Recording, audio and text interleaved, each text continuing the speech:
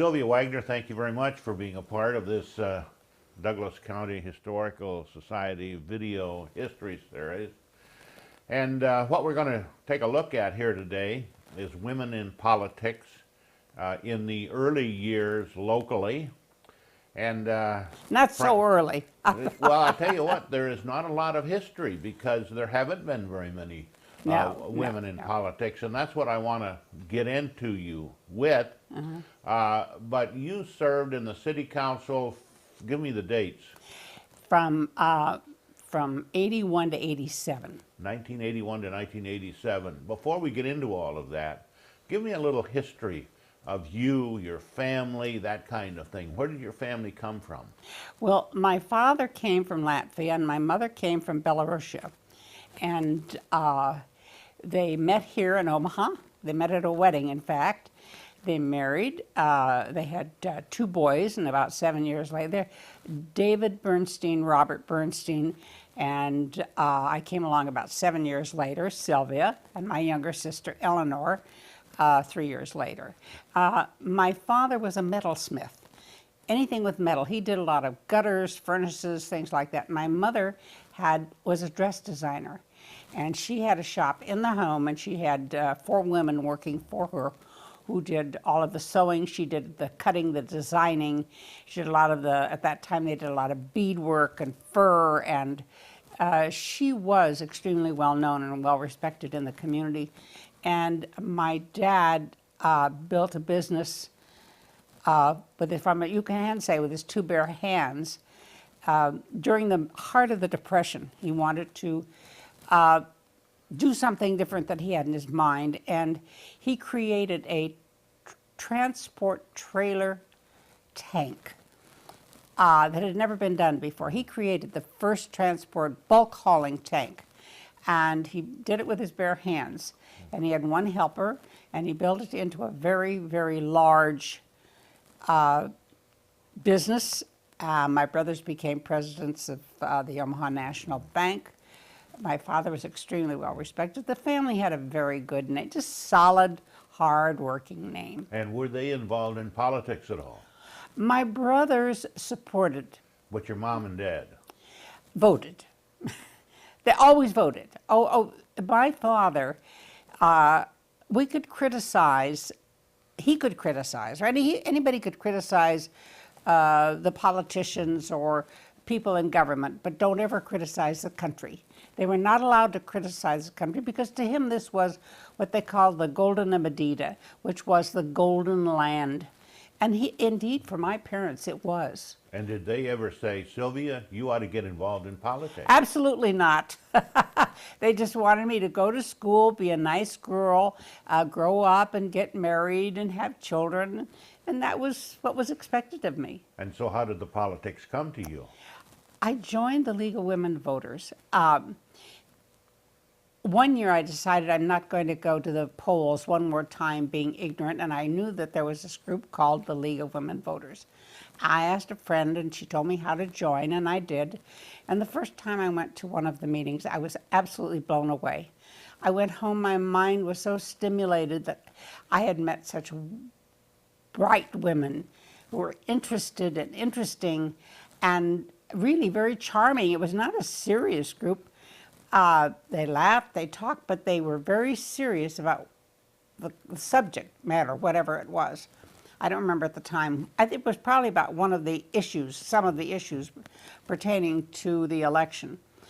And what they did was they looked at the pros and the cons, and at that time, until they came to a real consensus across the city, did they take a position.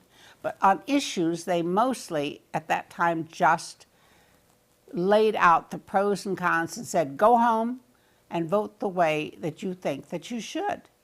But you got beyond that. Well, then what happened? To run for an elected office. Well, the way I ran for an elected office was I was walking to a meeting with Tim Rouse, who was on the city council with his wife, and I said, well, now I was going off as president.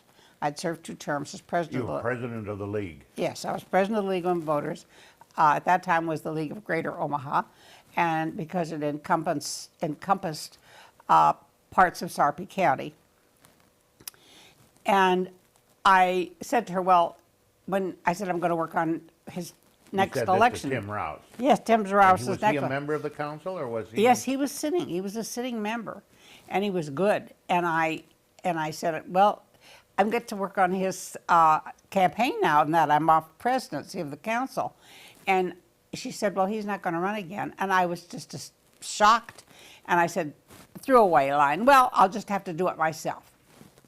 And then one day we went to Hal Dobbs' office to greet the new incoming congressman, because I was still the president of the council. Hal Dobb was the new congressman. And Yeah, and so I was still a sitting president, and so Mary Ann Rouse and I went to. She was a vice president, to go visit his office, but that was at the federal building, and across the street was the UP building where Tim worked.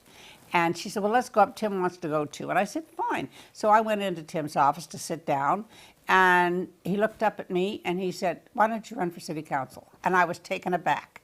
And I said, So I said, well, I know I'd be a wonderful council member, but I don't know anything about campaigning. He said, don't worry about it. I will take you through everything. I will give you everything. And he did. Gary, he gave me budgets. He gave me everything he thought I needed to know. He gave me, and I studied everything. And then he told me about, that he would give me his fundraising lists, which he did. I mean, Tim Rouse was very serious about my sitting on the council. were you elected easily, or was this a close? Oh, no, I was elected easily. The reason was first of all, I had name recognition. Because of the league. Well, not only because of the league, because I had a radio spot on KFAB 3 times a week, right before the 10 o'clock news, speaking for the League of Women Voters. Now, that 10 o'clock news spot on KFAB was very, very popular. Today we would say high rating. And so then I was heard. It was just supposed to be a minute spot, but sometimes I spoke for 2 or 3, and they didn't really care because they would just play less music. And it was, and I would give informational. It was just strictly an informational spot. It could be on water issues, it could be on air issues, it could be explaining the issues that were coming up on the election. It could be about anything that I thought, I did it myself, that I thought was interesting or that people could learn, that they would not know unless I gave them this information. So what district did you represent? I represented the 6th District, which was pretty much the Dodge Street corridor. It was from Western Avenue and from most places up to Center until it came out west, and then it went down to Pacific, and it went all the way west to the city line. When you were elected to the council, your first days on the council, weeks, months on the council, it's been a male-dominated council for all of those years, except for Betty Abbott, and we'll talk about her in a minute. But did you feel any kind of sexism as a result of you being, well, you and Connie Finley were together on the council, but women on the city council, pretty unusual. How were you treated by the other men on the council, and how did all of that work? Well, the thing that there were 2 of us coming on, I think that made a difference. But we were just one of the boys, one of the guys. We went to lunch together. We talked together. We had coffee together.